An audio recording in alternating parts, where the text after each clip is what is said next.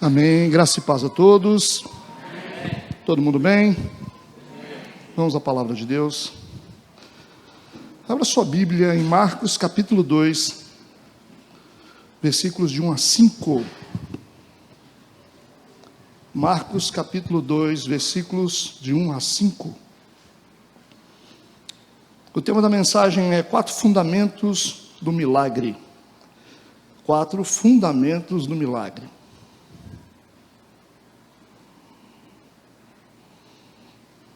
Amém. Todos acharam? Evangelho de São Marcos, capítulo 2, versículos de 1 a 5. 4 fundamentos do milagre. Assim diz a palavra de Deus. E alguns dias depois entrou outra vez em Cafarnaum, e soube-se que estava em casa, e logo se ajuntaram tantos que nem ainda nos lugares junto à porta cabiam, e anunciava-lhes a palavra. E vieram ter com ele, conduzindo um paralítico trazido por 4. E não podendo aproximar-se dele por causa da multidão, descobriram o telhado onde estava. E fazendo um buraco, baixaram o leito em que jazia o paralítico. E Jesus, vendo a fé deles, disse ao paralítico: Filho, perdoados estão os teus pecados. Amém. Vamos orar. Curva a tua cabeça. Pai, em nome de Jesus, nós queremos agradecer por cada pessoa que entrou aqui. Sabemos que de uma maneira muito especial o teu Espírito está trabalhando na vida de cada pessoa. Tudo acontece com um propósito. E nós cremos na obra do teu Santo Espírito. Nós queremos colocar a nossa vida nas tuas mãos. Queremos repreender o mal, toma posse da nossa vitória.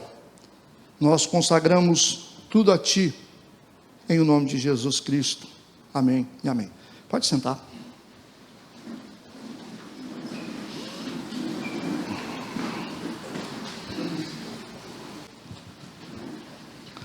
Nós temos nessa história 4 protagonistas, 4 homens sem nome, mas cheios de fé. Eles carregam um paralítico em uma cama e o levam até Jesus. Esses 4 homens representam 4 fundamentos necessários para que um milagre aconteça na nossa vida. Eles são considerados fundamentos porque sem esses homens, esse homem não teria sido curado. Quando você vê uma história que tem 4 homens carregando um homem paralítico, esse homem paralítico jamais conseguiria chegar até Jesus por si mesmo. Precisava da ajuda desses 4 homens. Por isso que representam 4 fundamentos. Quando você tem uma construção de um edifício, você tem fundamentos, você tem bases. A base, ela é necessária para a edificação. Tudo tem que ter uma base. É importante.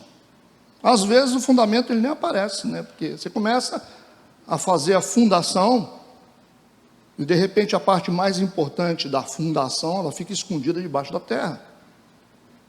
Talvez você ache que não tem tanto valor porque você não está vendo, e existem coisas que a gente não vê, mas que existem fundamentos, né? Mesmo que esses fundamentos estão escondidos debaixo da terra de um edifício, né? O edifício tem o fundamento, ele está escondido, e você está preocupado só com as paredes bonitas, a estrutura bonita, aquela coisa toda, né? As janelas, a pintura, o granito, mas você precisa entender que existem fundamentos, ou uma fundação, ou um alicerce, que está segurando tudo isso que você está vendo.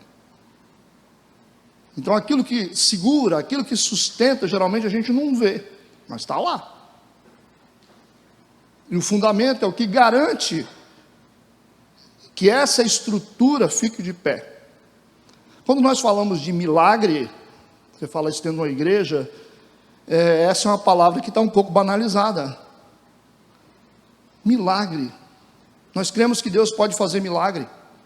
Nós cremos, mas como é isso na nossa vida prática? Como é a sua vida em relação aos milagres? Tem acontecido realmente milagre na sua vida? Você serve a um Deus poderoso que faz milagres, mas o que tem acontecido na sua vida? Você tem vivido milagres? Você tem ouvido falar de milagres? Existem promessas de milagres? Existe um marketing ao redor dos milagres. Venha que hoje você vai ter milagres. Venha a campanha dos milagres. Mas será que todo mundo que está prometendo está entregando? O que a gente sente na verdade é que tem muita promessa e pouca entrega. E a gente se vê girando no mesmo lugar, vivendo os mesmos problemas repetidos, em busca de um milagre que parece que não acontece. Por isso que nós precisamos entender quais são os fundamentos de um milagre. Será que o fundamento de um milagre é você fazer um jejum, de muitos dias? Ou será que você precisa passar uma noite num lugar isolado para poder ter um milagre? Ou você tem que fazer algum tipo de sacrifício, tem que matar algum animal, ou oferecer algum dinheiro para que você receba o milagre que você precisa? Porque todo mundo precisa de um milagre. Talvez é isso que você está vivendo hoje. Você veio aqui hoje precisando de um milagre de Deus na sua vida. Mas como é que a gente constrói milagres? Como é que o milagre acontece? Quais são os fundamentos para a construção de um milagre na nossa vida? É o que nós estamos buscando. Será que tudo que nós temos visto tem mesmo a ver com milagres? Ou a religião tem repetido tantas coisas na nossa vida e nada tem acontecido? A gente se vê nas mesmas angústias, nas mesmas dores, nas mesmas perdas, e a gente está ficando na igreja porque a gente tem fé, esperando que algo aconteça e parece que a coisa não chega. Será que o nosso problema não é estrutural? Será que Deus não coloca milagres na nossa vida impactantes porque a gente não tem uma estrutura para poder suportar isso? Então, milagre, à luz da Bíblia, ele está sustentado em cima de coisas que a gente quase não percebe. E é nesse caminho aqui que eu quero trilhar com vocês. 4 homens segurando um homem numa cama, levando até Jesus. 4 homens, 4 fundamentos para que o milagre realmente aconteça na sua vida. Amém. Eu começo no capítulo 2, versículo 1 e 2, que diz assim: E alguns dias depois, entrou outra vez em Cafarnaum. Mais uma vez Jesus entra na cidade de Cafarnaum. A cidade de Cafarnaum é uma cidade onde aconteceram muitos milagres. Mas Cafarnaum era uma cidade que as pessoas custavam a acreditar naquilo que Deus estava fazendo. Era uma cidade sem muita fé. Mas Jesus, ele entra outra vez, porque esse é um Deus de misericórdia, ele sempre vai outra vez. E a Bíblia diz que ele entra outra vez em Cafarnaum, e quando as pessoas souberam que ele estava numa casa, logo se ajuntaram tantas pessoas, que nem ainda nos lugares junto à porta cabiam, de tanta gente que tinha. E o que Jesus fez? Para toda essa multidão que estava esperando um milagre, toda essa multidão que estava precisando, necessitando de milagres, cada um tinha uma demanda. Haviam problemas de enfermidades, pessoas com problemas emocionais, problema no casamento, problema com os filhos. Essas pessoas estavam procurando Jesus porque eles queriam um milagre. E eles se ajuntam todos na porta de uma casa e ninguém consegue mais entrar na casa porque a porta estava fechada de gente e ninguém conseguia chegar perto dele de tanta gente que tinha.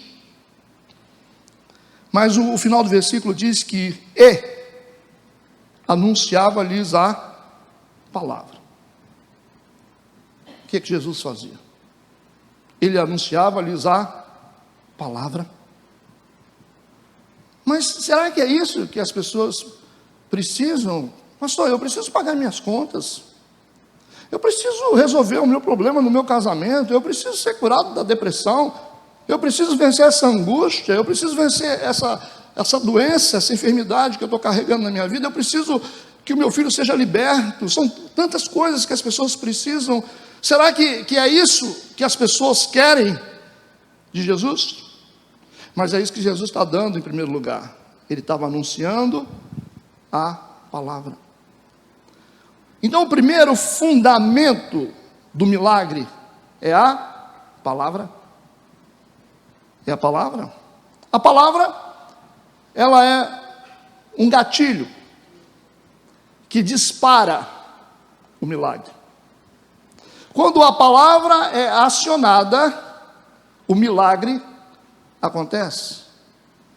Você vai perceber no Evangelho de Mateus que depois que Jesus recita o Sermão da Montanha, ou o Sermão das Bem-aventuranças, segue uma quantidade imensa de milagres, depois que ele ensina o Sermão do Monte, que é a linguagem do reino de Deus.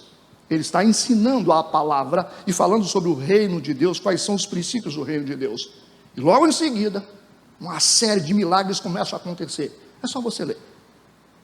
Porque a Bíblia, a palavra pregada, é um gatilho que dispara os milagres de Deus. Vamos entender o que eu estou falando. Lucas capítulo 5, versículo 17. Escuta. E aconteceu que, num daqueles dias, estavam ali assentados os fariseus e doutores da lei, que tinham vindo de todas as aldeias da Galiléia e da Judéia e de Jerusalém, e a virtude, ou o poder do Senhor, estava com ele para curar. O poder de cura estava em Jesus, preparado para disparar. Eu repito o versículo. E aconteceu que num daqueles dias estava ensinando as pessoas, pregando a palavra. Estavam ali assentados os fariseus, doutores da lei, que tinham vindo de todas as aldeias da Galiléia e da Judéia e de Jerusalém. E a virtude e o poder do Senhor estava com ele para curar. Talvez você ainda não experimentou o milagre que você precisa, mas você precisa entender. O poder de Deus, a virtude de Deus está aqui para curar. Compreende o que eu estou falando? De repente você vai sair daqui da igreja sem experimentar nada, mas você precisa entender que o poder de Deus está aqui para curar. Porque Deus é um Deus de cura. Deus é um Deus de milagres. Deus faz milagres. E você precisa de um milagre. Todos nós precisamos de um milagre. Mas Jesus começa a ensinar a palavra primeiro, para depois fazer milagres. Porque a palavra pregada aciona os milagres de Deus. É isso que a gente precisa entender. A palavra de Deus é também um instrumento cirúrgico de incisão. É um instrumento cirúrgico de incisão. Eu quero ler Hebreus capítulo 4, versículo 12, que diz assim: porque a palavra de Deus é viva e é eficaz, e mais penetrante do que uma espada, alguma de 2 gumes, ou 2 cortes, e penetra até a divisão da alma e do espírito, e das juntas e medulas, e é apta para discernir os pensamentos e intenções do coração. Por isso que a palavra de Deus, ela é também um instrumento cirúrgico. Ela faz uma incisão, para que o poder de Deus entre na vida das pessoas, compreende? 2 Timóteo capítulo 3, versículo 16 e 17. Toda a escritura, é divinamente inspirada e proveitosa para ensinar, para redarguir, que é responder, para corrigir, para instruir em justiça, para que o homem de Deus seja perfeito e perfeitamente instruído para toda a boa obra. A palavra de Deus é um instrumento cirúrgico. Eu quero ler Oséias capítulo 6, versículo 1 e 2, onde a nação de Israel estava vivendo um dos piores momentos da história. Um momento de pecado, calamidade, perdas, um tempo muito difícil. Vamos ver como que Deus vai tratar a nação de Israel no tempo do profeta Oséias. Oséias capítulo 6, versículo 1 e 2. Vamos entender esse texto.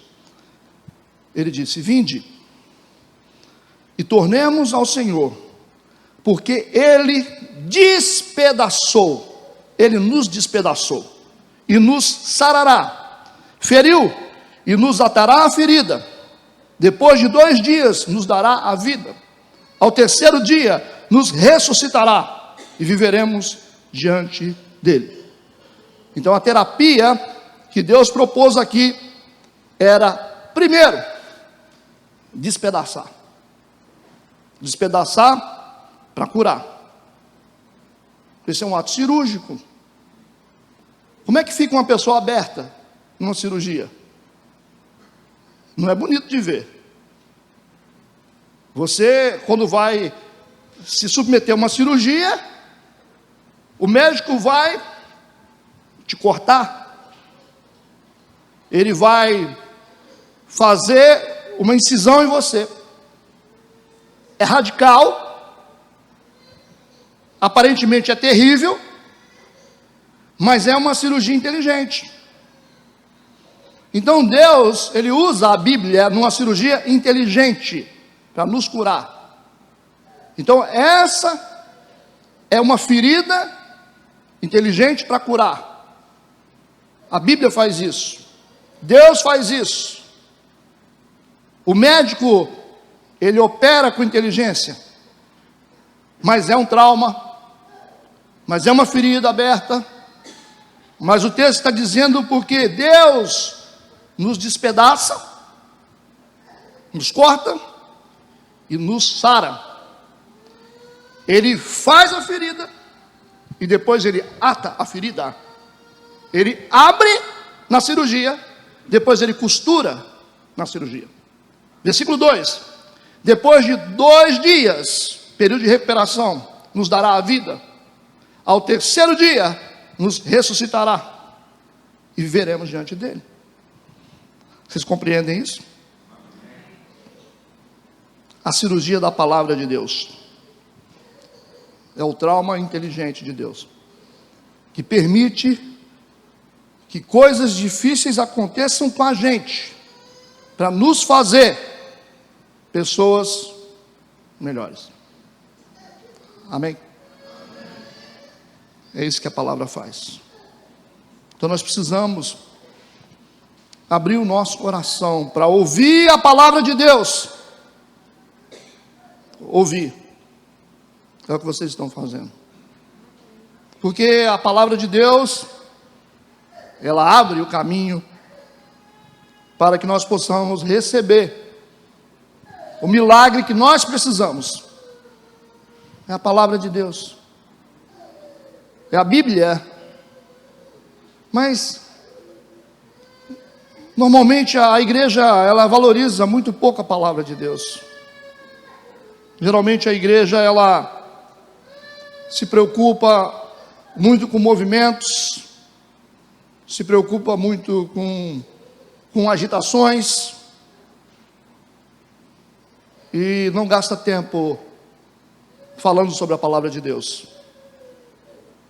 Nós precisamos aprender a amar a palavra de Deus. A igreja precisa aprender a amar a palavra de Deus. E quando você gasta tempo com a Bíblia, você não tem tempo para mais nada. Como eu digo sempre aqui na igreja, isso aqui é um oceano. Você não vai ter tempo para mais nada. Você vai ter fome da Bíblia. Você vai gostar de escola bíblica. Você vai gostar de discipulado. Você vai prestar atenção nos textos que são colocados. É a palavra de Deus. A fé vem pelo ouvir ouvir a palavra de Deus. Ela é poderosa para ensinar, para melhorar a vida da gente. É o processo de Deus. Você vai ver Jesus sempre ensinando. Jesus está sempre ensinando. E em seguida vem os milagres. Por isso que quando Jesus chega na casa de Marta e Maria, Maria está sentada aos pés de Jesus, ouvindo Jesus. Porque esse é o melhor início que a gente tem, é aprender a ouvir. Geralmente, gente doente emocionalmente não gosta de ouvir. Gente doente gosta de falar muito. Não dá tempo. Você não consegue. Ela nem respira. Ela fala. Ela paga psicólogo para ouvi-la. E a cura começa quando a gente começa a ouvir. Ouvir. Se você quer crescer na vida, se você quer melhorar a sua vida, se você quer ser curado, tudo começa com ouvir. Aquietando seu coração e ouvindo, tem muita coisa que você precisa ouvir. Então, o primeiro fundamento de um milagre, seja qualquer milagre que você precisa, é a palavra de Deus. Então, comece a ouvir. Prestar atenção naquilo que Deus está falando com você. Você não veio aqui à toa. Deus não fala para ausentes. Quando você chega numa igreja, presta atenção naquilo que Deus está te falando. Você sabe muito bem que quem sabe da sua vida é Deus. Você tem uns sentimentos de que Deus parece que está falando comigo, ou o pastor sabe da minha vida. Eu não sei da sua vida, eu sei da minha. E você não acha que eu preparei um culto só para falar com você, né? Tem uns que falam assim: eu fui naquela igreja e não volto mais. Por quê? O pastor sabe da minha vida.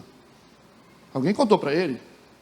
Não, eu não vou preparar um culto só para você, só para falar com você. O que você não está aceitando é que o Espírito Santo está falando com você. É isso que você precisa entender. Quando você começar a entender que o Espírito Santo está tentando falar com você, a sua vida vai começar a mudar. Então receba a palavra de Deus como uma semente no seu coração. Deixa ela descer no seu coração e germinar. Não mate a semente da palavra de Deus. Saia deste lugar aqui na certeza de que você realmente ouviu a palavra de Deus. É só disso que você precisa. E os milagres virão na sua vida. Esse é o primeiro fundamento. Segundo fundamento, parece estranho, mas é muito importante. Segundo fundamento de milagres são os relacionamentos. Isso é muito importante. Talvez você tenha a ideia de outros fundamentos para milagres, mas o segundo fundamento mais importante são os relacionamentos. As pessoas. Escuta, Marcos capítulo 2, versículo 2, parte A. E logo se ajuntaram tantos que nem ainda nos lugares junto à porta cabiam. Jesus estava dentro de uma casa, a porta era a única via de acesso formal da casa. Se você não passasse pela porta, você não conseguia acessar Jesus. Se você não acessasse Jesus, você não recebia milagres. Todo mundo se aglomerou na porta. Essa porta de acesso estava bloqueada. Por quem? Por pessoas. Pessoas têm poder de bloquear milagres na nossa vida. Pessoas têm esse poder de parar o mover de Deus na nossa vida. As pessoas estão aglomeradas na porta e ninguém mais consegue entrar para acessar Jesus. A porta de acesso foi fechada.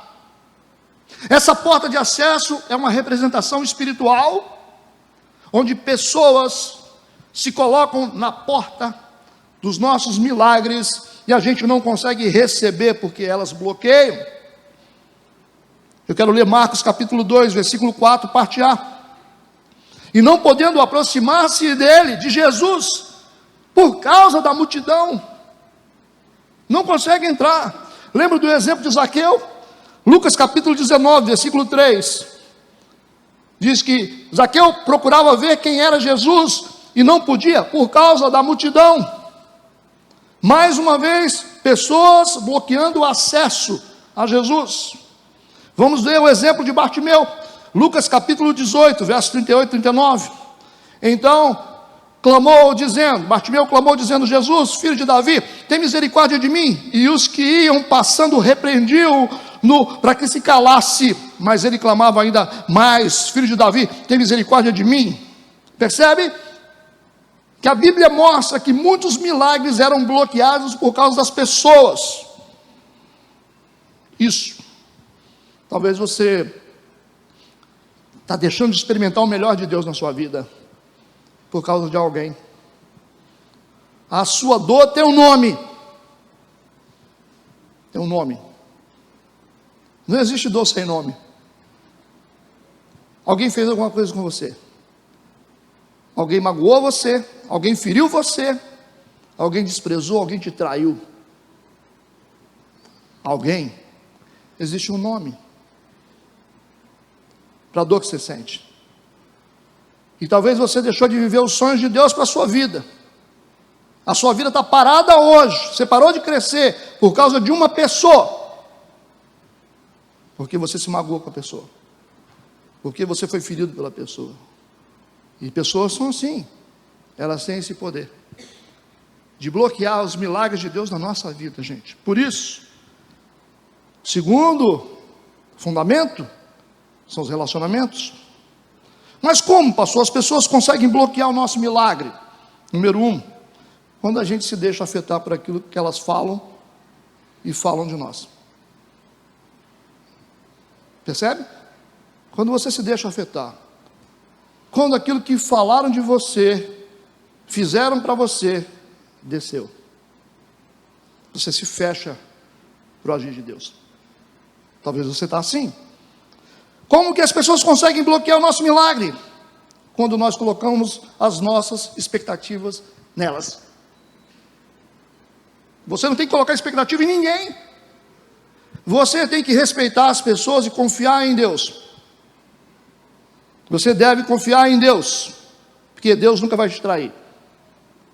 Respeite as pessoas, ore pelas pessoas e tenha misericórdia das pessoas, mas confie só em Deus.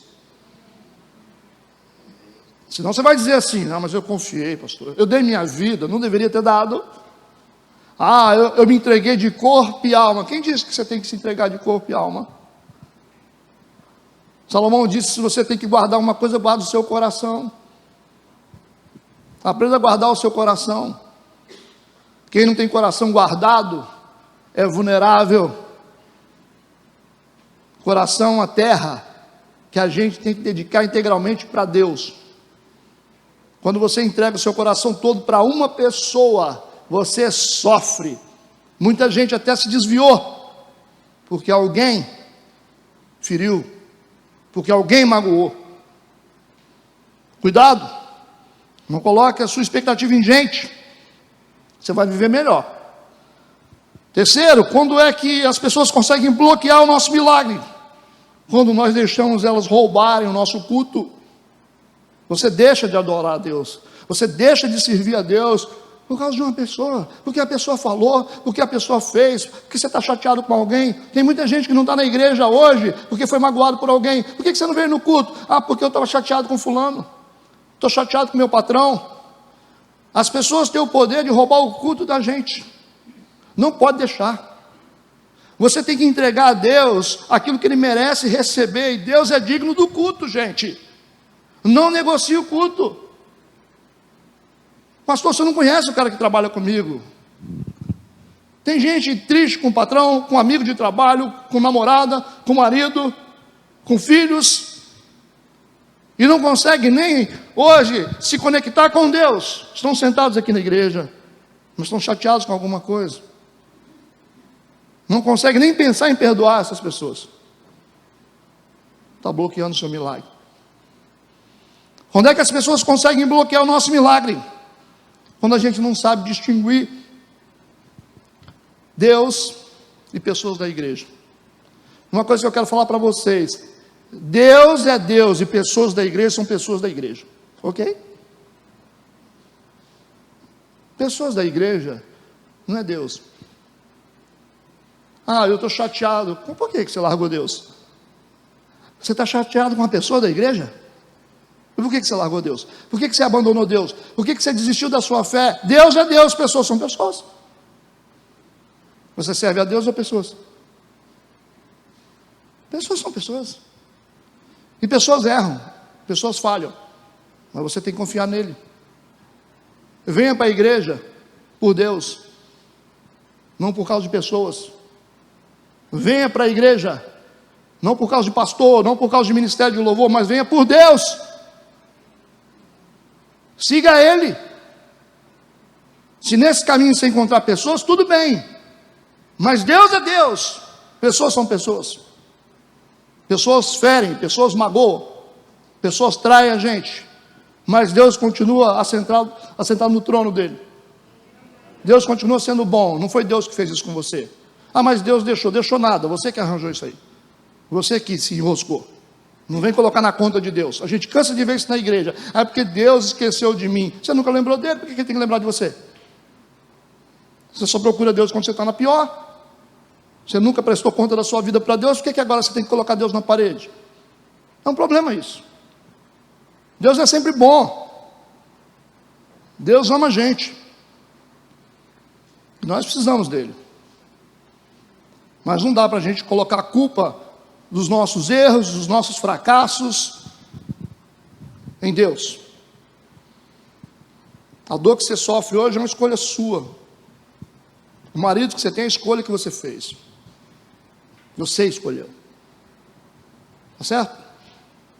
Então seja responsável pelas suas escolhas. A dignidade de um ser humano está nisso. Saber assumir as suas escolhas. Não adianta dar piti. Vai para o joelho e ora. Deus é um Deus que assume as suas escolhas. Ele escolheu Abraão e soube lidar com os erros de Abraão, com misericórdia. Ele escolheu Jacó, escolheu Isaac, escolheu Moisés. Eles erraram muito, mas Deus assumiu a escolha dele. E a gente precisa crescer o suficiente para isso, para ser responsável pelas escolhas que a gente faz. Você não escolheu essa profissão? Então, meu amigo, te vira. Você não escolheu esse homem, você não escolheu essa mulher, você não quis ter filho, por que você está dando piti agora? Ah, porque eu não aguento. Você que fez, cara. Você que fez, não adianta você terceirizar, não adianta você colocar a culpa nos outros. Assuma as suas responsabilidades, assuma as suas escolhas. Ah, eu escolhi mal, tudo bem, escolheu mal, mas assuma, só isso, de forma madura, de forma espiritual, lute, peça ajuda a Deus, mas não coloca a culpa nos outros, não coloca a culpa em Deus. E tudo que a gente vive aqui na vida é resultado das nossas escolhas, não é resultado das escolhas de Deus, porque se a gente deixar Deus escolher, a gente vive bem. A dor que a gente sente é isso. É o seu marido, é a sua esposa, é o seu filho, é o seu carro velho, é a sua empresa, é o seu patrão, é isso aí. É seu. A gente precisa crescer para poder ver milagres acontecerem, porque Deus muda as pessoas, Deus muda. Só a gente acreditar. Amém. As pessoas, elas têm poder para bloquear o nosso milagre, se a gente deixar. Mas elas têm poder também para viabilizar os milagres. Isso que é interessante. Olha o que está escrito em Marcos 2, versículo 3. E vieram ter com ele, conduzindo um paralítico trazido por 4 pessoas, viabilizando um milagre na vida de um paralítico. Entenderam? Da mesma maneira como as pessoas facilitam o nosso milagre, elas também podem bloquear o nosso milagre. Por isso que é importante saber se relacionar, saber lidar com pessoas, saber lidar com gente. Você percebe aqui que a atitude desses 4 homens em carregar um paralítico até Jesus, porque ele não podia andar. é um ato de intercessão. A intercessão é você ser capaz de fazer aquilo que a pessoa não consegue fazer. Tem gente que não consegue se achegar a Deus, mas intercessoriamente eu posso me colocar numa brecha para poder conduzir uma pessoa a Deus. Você pode interceder pelo seu filho. Você pode se colocar numa posição de intercessão pela vida do seu filho que não quer saber de Deus, pela vida da sua esposa, pela vida do seu amigo, pela vida do seu colega. Você pode carregar alguém que não consegue andar. Se você falar com Deus, Deus, intercessoriamente, meu filho não tem vontade, minha esposa não tem vontade, meu irmão não tem vontade de estar na sua presença, mas eu me coloco nessa brecha, intercessoriamente, eu sou uma ponte entre ele e o Senhor, e Deus vai agir, por causa da sua fé, compreende?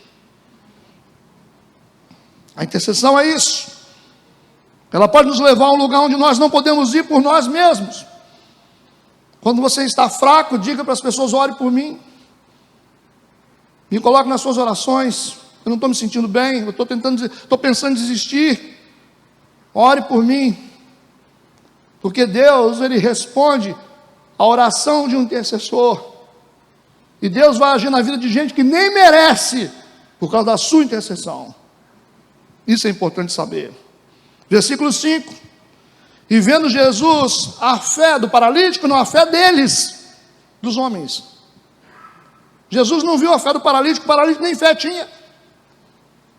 Não tinha fé e não podia nem andar. Então Jesus se apoiou na fé dos intercessores, na fé daqueles homens que estavam carregando o paralítico, e vendo Jesus a fé deles, disse ao paralítico, viu Jesus a fé deles e disse ao paralítico. Jesus vê a sua fé e diz ao seu filho. Ele vê a sua fé e diz à sua esposa, vê a sua fé e diz ao seu patrão. Ele pode mudar, pastor? Pode mudar, o seu patrão pode mudar. A Bíblia diz que Deus inclina o coração do rei para onde ele quer. Vá a Deus em oração, porque Deus vai falar às pessoas que precisam ouvir. Vai falar às pessoas que te magoam. Não fique reclamando, ore a Deus por essas pessoas. E vendo Jesus a fé deles, disse ao paralítico, filho, perdoados estão os teus pecados. Ele foi curado. Então, o segundo fundamento de um milagre, a Bíblia é clara, são os relacionamentos. Não desista porque alguém fez alguma coisa com você. Abra o seu coração para receber de Deus. Talvez quem te magoou foi um pastor. Talvez quem te magoou foi seu pai, sua mãe. Você carrega a mágoa do seu pai, carrega a mágoa do seu líder, do seu pastor, do seu patrão. Mas libere o seu coração para isso, para que você possa viver milagres. Perdoe essas pessoas, mesmo que você não sinta vontade de fazer isso. Perdoe pela fé e diga, em nome de Jesus, eu libero essa pessoa que me fez mal, eu libero esse abusador, essa pessoa que foi violenta comigo, esse cara que me roubou, eu libero em nome de Jesus, eu desligo a minha alma dessa pessoa e coloco o sangue de Jesus entre a minha vida e a vida dessa pessoa. Eu perdoo essa pessoa. Perdão não é fácil, mas se proponha a perdoar as pessoas que te fizeram mal. Jesus estava na cruz e disse, Pai, perdoa, porque eles não sabem o que fazem. Perdoa, porque eles não sabem o que fazem. Você vai dizer, pastor, mas eu não consigo. Mas o perdão é algo que você faz na cruz. Porque Jesus fez isso na cruz. Se você for para a cruz de Cristo, você perdoa qualquer pessoa. Se você estiver na cruz, realmente, se você for um cristão de verdade, na cruz você vai perdoar quem te traiu, quem te roubou, quem abusou de você. Às vezes, a gente faz tratamento com pessoas que foram abusadas. Quantas pessoas me disseram, a primeira coisa que a pessoa fala, pastor, eu quero a morte desse cara que abusou de mim. Pastor, eu quero que essa pessoa seja assassinada. Eu odeio esse cara. Eu falo, você vai perdoar essa pessoa agora, mas eu não sinto vontade. Perdão não tem a ver com vontade, tem a ver com fé. Você não sente vontade de perdoar. Você sente vontade de perdoar quem te feriu? Você não vai sentir nunca vontade de perdoar. Você tem que agir por fé. Decidir. A sua fé tem que trabalhar na sua vida, não os seus sentimentos. É assim que a gente vence. A pessoa engasga e fala: eu perdoo o meu pai, que foi um abusador, eu perdoo a minha mãe que me abandonou, eu perdoo o meu irmão que me roubou, eu perdoo a minha esposa que me traiu. Perdoar não significa fazer negócio outra vez. Não significa isso. Você pode muito bem perdoar uma pessoa que te traiu, mas você não é obrigado a ter negócio com essa pessoa. Te deve 20 mil, você falou: vou te perdoar, me empresta mais 10? Não, você está querendo demais, né? Perdão não tem nada a ver com isso. Perdão tem a ver com liberação. Você não me perdoa. Não, perdão não tem, a gente não tem que ter negócios. Você não tem que comer churrasco na minha casa, certo? Mas a gente tem que liberar as pessoas no mundo espiritual. Quando a gente perdoa as pessoas, a gente libera a nossa alma. A libertação é para nós. Não é fácil, mas você precisa perdoar. Amém? Terceiro fundamento da fé. É como se fosse uma mesa de 4 pés. Primeiro, palavra. Segundo, relacionamento. Terceiro, fé. Fé. Terceiro fundamento do milagre, fé. Você tem que acreditar. Foi isso que eu falei, acreditar. Repito, não é sentir. O que é acreditar? Continuar vivendo como se já fosse. Isso é acreditar. Confiar em Deus. Continuar trabalhando, saber que Deus vai agir. Continuar fazendo projetos. Isso é ter fé.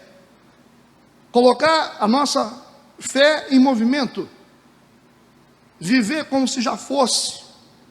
Se você quer reconstruir o seu casamento, tenha fé que Deus vai mudar. Você pode fazer isso.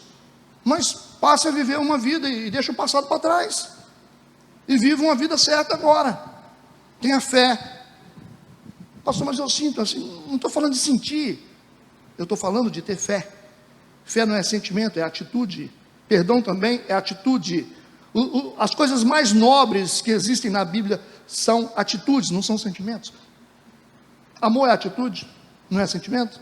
Perdão é atitude, não é sentimento. Fé é atitude, não é sentimento. A gente não sente.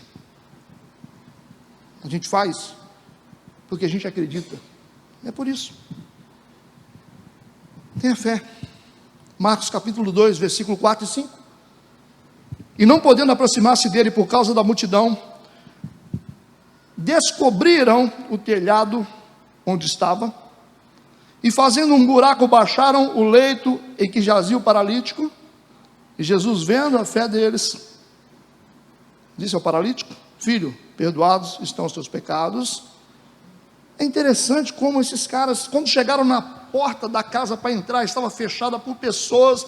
Eles têm uma estratégia: a gente não pode desistir, nós vamos subir para o telhado. Eles sobem para o segundo nível e conseguem descobrir o telhado e descer o paralítico exatamente no cômodo onde Jesus estava. Jesus não ficou bravo. Ele olhou e disse: eles têm fé. Fé. A fé desses homens trouxe cura para o paralítico. Fé. Mas como é que foi a fé desses homens? A gente vê a perseverança em meio aos impedimentos. Se você tenta passar por uma porta, a porta está fechada, você tenta por outro lado. Isso é perseverança. Isso é insistir. Muitas pessoas desistem, elas tentam de um jeito, como vê a porta fechada, elas dizem: eu não quero mais. Eu tentei, eu não consegui, eu não quero mais. Voltam para casa. Eles não voltaram para casa porque a porta principal estava fechada. Existem portas de acesso no mundo espiritual, que geralmente as pessoas querem passar por elas, Mas quando as portas principais estão fechadas e a gente não consegue acessar o milagre, a gente continua a perseverar que Deus vai abrir uma segunda via de acesso. Entende o que eu estou falando? A perseverança, ela vai fazer com que você consiga discernir a outra via de acesso, onde o milagre vai acontecer na sua vida. Se todas as portas estão fechadas para você, continua a ter fé, continua a perseverar, continua a acreditar em Deus, não desista, que Deus vai te dar outra via de acesso. Isso que vai acontecer. Perseverança em meio aos impedimentos. Eles perseveraram, eles não desistiram quando a porta estava fechada. Se você abriu um negócio e não deu certo, começa outro. Se você se relacionou com uma pessoa e você sofreu, não desista, acredita que você pode conhecer outra pessoa melhor. Não desista, não desista, porque alguém te magoou. Existem pessoas boas e decentes. Se você sofreu com alguma igreja, não desista da igreja. Vá para outra igreja. Você vai encontrar uma igreja, você vai ser feliz. Mas não desista da sua fé. Não fique em casa. Muita gente desistiu, muita gente não quer saber de Deus, muita gente voltou para o mundo, tem gente que está bebendo novamente. Tem gente que está praticando todos os vícios novamente. Desistiram da fé, porque diante delas teve um impedimento. Gente, a gente tem impedimento todo dia, mas a gente não pode desistir. Se a coisa não deu de um jeito, a gente tenta do outro, continua a perseverar que Deus vai te mostrar outro caminho. Se não ganhou dinheiro de um jeito, Deus vai te mostrar o caminho para você ganhar de outro jeito. Se você não conseguir entrar pela porta principal, Deus te coloca pelo teto. É isso que a gente precisa entender. A perseverança em meio aos impedimentos vai te levar a um nível mais alto de fé. Compreende? Por que esses caras subiram para o segundo andar? Porque isso significa subir para um outro nível. É um outro nível que Deus quer te levar. Então, quando a porta fecha e você diz: eu vou continuar, eu vou perseverar, eu não vou desistir, isso vai elevar a sua fé para um novo nível. É isso que é importante. E quando você tem uma fé que está operando num nível superior, que é o significado do segundo andar, da parte de cima, significa que você não precisa mais das portas convencionais. Você não depende mais de portas convencionais de milagres. Deus sempre te dará acesso por cima. Toda vez que você precisar de dinheiro, Deus vai abrir porta por cima. Toda vez que você precisar de cura para o seu filho, para a sua família, Deus vai abrir portas por cima, porque é um nível diferente. Pastor, mas as pessoas, ninguém está conseguindo milagre. Tem gente abrindo empresa, não estão conseguindo prosperar. Mas se as portas deste mundo estiverem fechadas, Deus nos dará acesso por cima. Nós vamos ganhar dinheiro na crise. Nós vamos receber cura no meio de qualquer crise de enfermidade. Nós vamos ter bons casamentos. Nós vamos ter filhos abençoados, mesmo vivendo num mundo difícil, onde os valores estão sendo destruídos. Deus abrirá portas superiores para nós, para fazer com que a nossa vida funcione.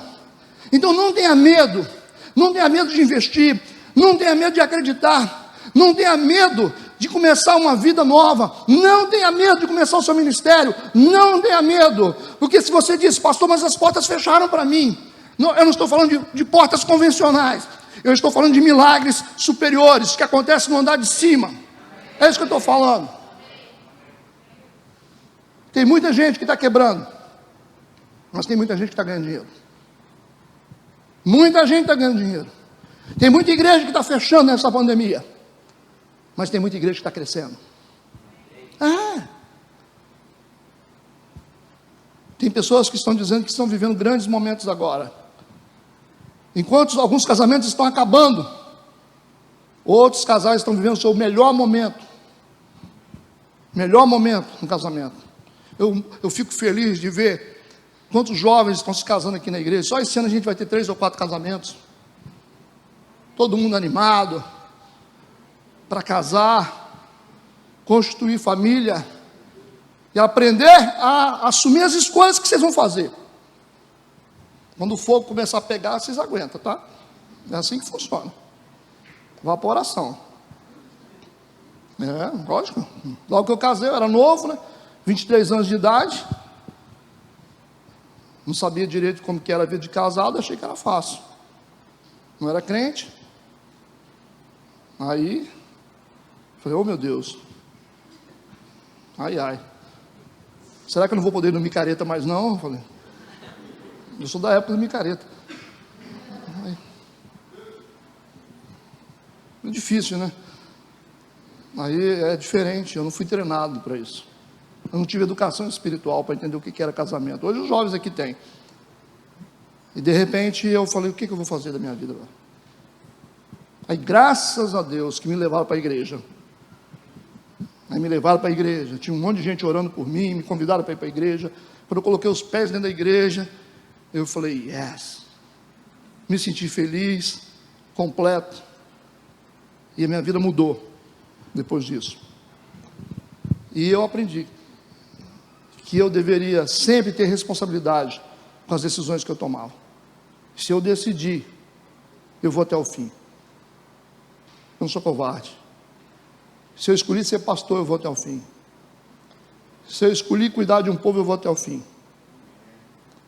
É assim que funciona a vida. Ou deveria funcionar.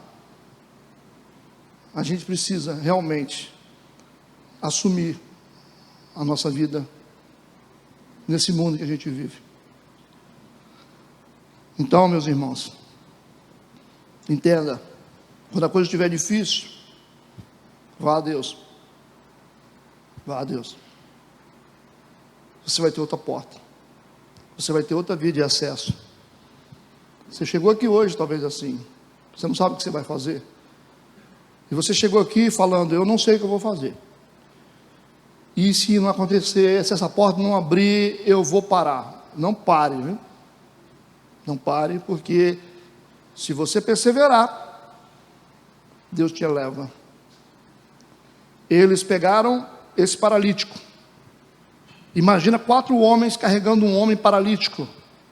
Subiram em cima da casa. Discernimento espiritual.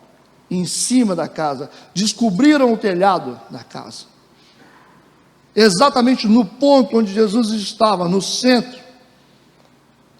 E desceram o homem com cordas. Colocaram diante de Jesus. A gente aprende. Quando eu persevero em meio aos impedimentos, a minha fé me coloca lá em cima. Deus te dá discernimento de novas vias de acesso, onde você consegue, onde ninguém consegue. Você vai conseguir onde ninguém consegue. Você vai ganhar onde ninguém ganha. José do Egito fez com que o Egito se tornasse a maior potência do mundo no período de extrema seca, porque ele sabia o que ninguém sabia. Ele tinha a excelência do Espírito Santo na vida dele.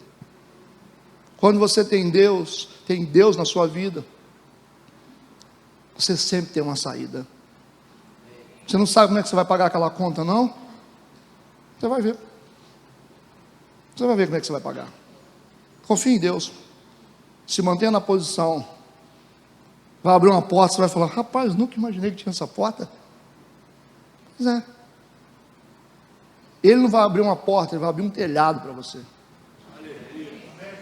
E você vai chegar onde você precisa. Deus faz com que Jesus use a sua fé como base para abençoar outras pessoas. Eles tinham fé. Jesus olhou para a fé deles e abençoou o paralítico. Por isso que é importante perseverar. A fé não pode ser teológica só, mas ela também precisa ser prática. A gente tem que praticar a fé. Tiago capítulo 2, versículo 26. Porque assim como o corpo, seu espírito está morto, assim também a fé sem obras é morta. A gente tem que ter obras. Se temos fé, nós temos que fazer. Não é só pensar. Não é só ter uma ideia. Tem que fazer, tem que viver, tem que acreditar, tem que investir, tem que amar. É assim que a gente vive. Onde está a prática de fé desses 4 homens? Se Jesus olhou para a fé deles, onde é que está a prática de fé, pastor, desses 4 homens? Simples. Está na capacidade de se unir ao outro por um propósito. Se você tem 4 homens carregando um paralítico, significa que eles resolveram se unir por um propósito. Eles vão ter que andar no mesmo ritmo para carregar o paralítico na cama, no mesmo compasso. Para isso precisa ter unidade. Como é que eu coloco a minha fé em prática? Tendo, em primeiro lugar, a capacidade de me unir a alguém por um propósito. Se una a sua esposa para salvar o seu casamento. Ela não é seu inimigo. Você quer salvar o seu casamento? Conversa direito com ela. Senta para conversar. O que está acontecendo com a gente? Vamos entender, vamos buscar ajuda. Que hora que o pastor atende? É assim que a gente resolve o problema. Vamos tentar. Capacidade de se unir por um propósito. A empresa está quebrada? Junta todo mundo, junta os funcionários. Gente, como é que é? Estamos juntos ou não estamos juntos? Vamos levantar essa empresa? Vamos ganhar dinheiro? Vamos. Vamos falar a mesma língua? Ninguém aqui mais reclamar. Tem alguém contra a empresa aqui? Se tem, vamos sair agora. Agora, se está todo mundo junto, a gente vai virar o jogo e vamos ganhar dinheiro nessa empresa. Capacidade de se unir por um propósito. 4 homens se uniram para carregar um paralítico. Se você se unir, você consegue resolver qualquer problema de paralisia. Gente, não tem nada que Deus não cura. Você salva filho, salva casamento, aí fica uma guerra dentro de casa, a culpa é sua, a culpa é sua, não, é por isso que ele está assim. Para! Vocês não vão conseguir resolver o problema desse menino se vocês não se unir, falar a mesma língua. Vamos buscar ajuda. Se a gente não consegue, nós dois, a gente busca ajuda de um terceiro. Um cordão de 3 dobras não se quebra facilmente. Capacidade de se unir. Vamos crescer, igreja? Vamos crescer, vamos nos unir, vamos nos alinhar no mesmo propósito aqui, vamos falar a mesma língua, vamos defender os interesses de Deus. A gente cresce. Isso é fé operacional. Segundo, capacidade de suportar o peso do outro. Esses caras estão carregando peso ou não estão? Tem peso no lombo. 4 homens carregando um cara nas costas. O cara é paralítico, gente. Está pesado, hein? Capacidade de suportar o peso do outro. Isso é ter fé operacional. Ah, mas eu não aguento. Aguenta, claro que você aguenta. Você aguenta. Você vai aguentar. É só você se esforçar. Ah, mas eu não consigo. Consegue, você consegue. Você vai carregar sim. Cada um tem que carregar seu peso. Cada um tem a sua carga. E cada um tem que assumir a sua carga. E às vezes a gente tem que carregar o peso do amigo. É o peso do filho. Ah, mas é seu filho. É seu filho. É sua mulher. É seu marido. É sua empresa. É a sua igreja. São seus irmãos. Nós somos da mesma igreja. Então a gente aqui, cada um vai carregar o peso do outro. O cara não vai carregar sozinho, senão fica pesado demais. Então a gente está junto. Você está mal? Está usando droga? Vamos nos unir em oração. Todos nós vamos interceder. 24 horas de oração pela libertação do irmão. 24 horas de oração, isso a gente tira de letra. 24 horas de oração em prol da cura do irmão. Se a gente conseguir carregar o peso do outro, não tem nada que a gente não resolve. Tem gente que é pesado, pastor. Lógico que é. Demais, né? É assim que a gente consegue vencer. Capacidade de carregar o peso do outro. Quando a gente não quer carregar peso, a gente fala, não. A gente não prospera, a gente não cresce, a gente não chega a lugar nenhum. Terceiro, Capacidade de perseverar diante do impedimento, foi o que eu falei antes. Nisso consiste a fé, capacidade de se unir por um propósito, capacidade de suportar o peso do outro, capacidade de perseverar diante do impedimento. A porta fechou, a gente continua lutando até que outra porta seja aberta. É assim. Toda vez que as coisas estão difíceis, a nossa capacidade mental ela aumenta. Na pandemia, muita gente se tornou criativo. Por quê? Porque as portas se fecharam, meu amigo. Portas se fecharam. E quantas empresas foram abertas? Empresas informais, dentro de casa. Todo mundo deu um jeito. É assim. É a crise que traz a evolução. Toda evolução surgiu por causa da crise. Como eu disse um dia aqui, a roda só foi inventada porque o cara cansou de carregar peso nas costas. É lógico, senão está difícil. Ah, pastor, mas nós estamos vivendo uma crise difícil. Pois é no momento de crise que vai revelar os maiores empreendedores, os caras que andam com Deus, as mulheres que andam com Deus. É na crise, é no deserto. Olha os homens da Bíblia, no deserto. Deus vai abrir ermos no deserto para você. Isso. Vai revelar o seu talento, vai revelar a sua espiritualidade. Porque quem tem espiritualidade, vence até no deserto. Você depende de Deus, você não depende de gente. Você não depende de homem, você depende de Deus. Então, você vai ganhar. Você vai vencer, você vai frutificar, você vai prosperar, porque Deus vai fazer isso pela sua vida. E por último, o último fundamento do milagre, posicionamento. Parece simples, mas é muito importante. Posicionamento. Você tem que definir uma posição. Escuta isso. Versículo 10 a 12. Jesus disse ao paralítico: ora, para que saibais que o Filho do Homem tem na terra poder para perdoar pecados, disse ao paralítico: a ti te digo, levanta-te, toma o teu leito, vai para a tua casa. E levantou-se, tomando logo o leito, saiu em presença de todos, de sorte que todos se admiraram e glorificaram a Deus, dizendo: nunca vimos isso. O cara saiu andando. O paralítico é desafiado agora a assumir o controle da sua vida, a capacidade de carregar aquilo que antes o carregava. O cara viveu a vida inteira em cima de uma maca, sendo carregado por uma maca. Agora Jesus falou: você vai carregar a sua maca agora. É diferente. Vamos olhar para a nossa vida, para a nossa vida emocional, para a nossa vida espiritual. Vamos olhar para a vida dos casados. Como é que está a nossa vida? Está numa maca? Se fosse fazer uma pergunta para você hoje: sua vida financeira está na maca? Seu casamento está numa maca? Sua vida espiritual está numa cama, numa maca? Como está? Como você definiria hoje a sua vida? Aí vai fazer: pastor, meu casamento está na cama, está na maca, está acamado. Minha vida financeira nem se fala, também está na maca.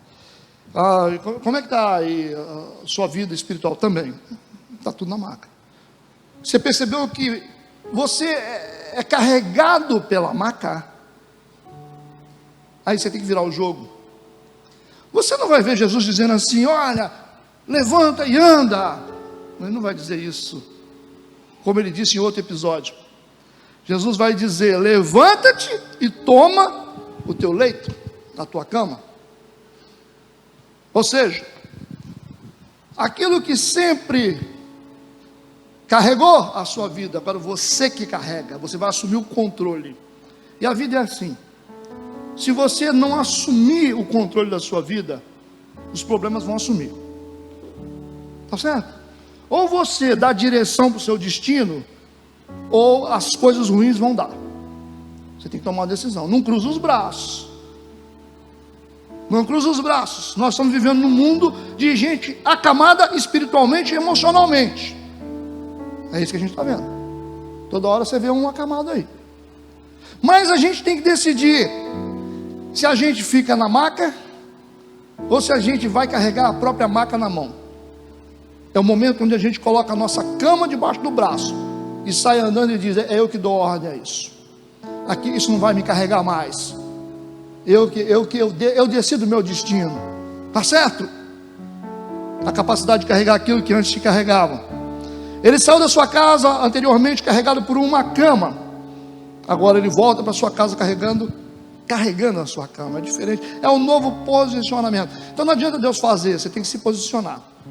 Você tem que decidir qual será a sua posição na história da vida. Você vai ser um vencedor ou você vai ser um derrotado? É assim que acontecem os milagres. Eu decido ser feliz, pastor. Eu decido ser próspero. Eu decido. Você tem que decidir qual será a sua posição a partir de hoje. E é interessante que existe aqui uma marca que identifica esse milagre como um milagre verdadeiro, um milagre original, em comparação a muitos milagres que existem por aí. Porque os primeiros efeitos da transformação desse homem serão vivenciados pela sua família.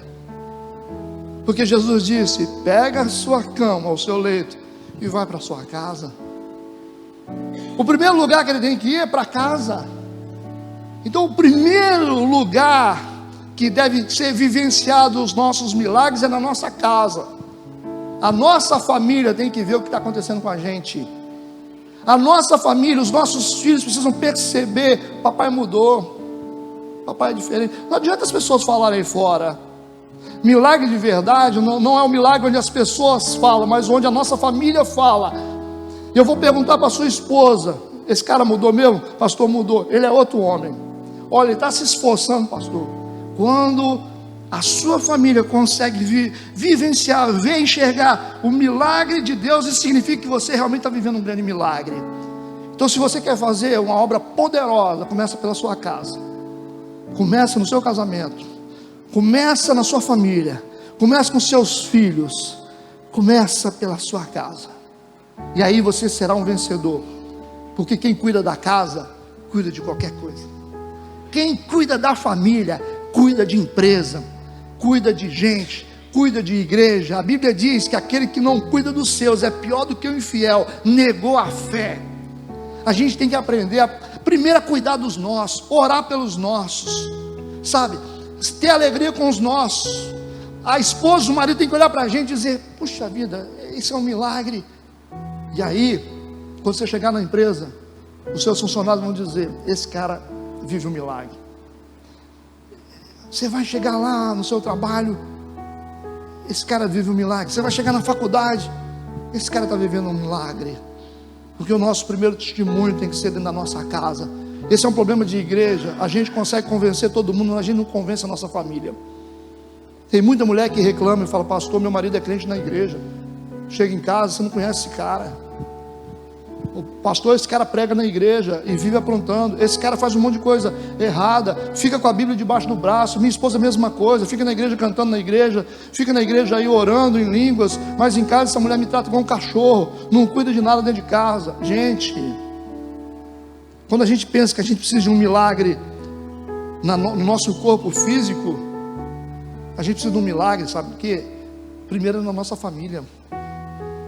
Primeiro milagre que tem que acontecer na nossa casa, que tenhamos uma casa abençoada, que tenhamos um lar abençoado, senão a gente não serve para nada.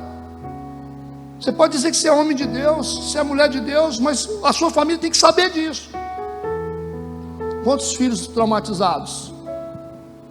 Quantos jovens traumatizados? A gente viu uma história há pouco tempo, não quero fazer julgamento, porque eu não sei o que aconteceu, de um pastor, que o filho matou o pastor, matou a pastora e se matou.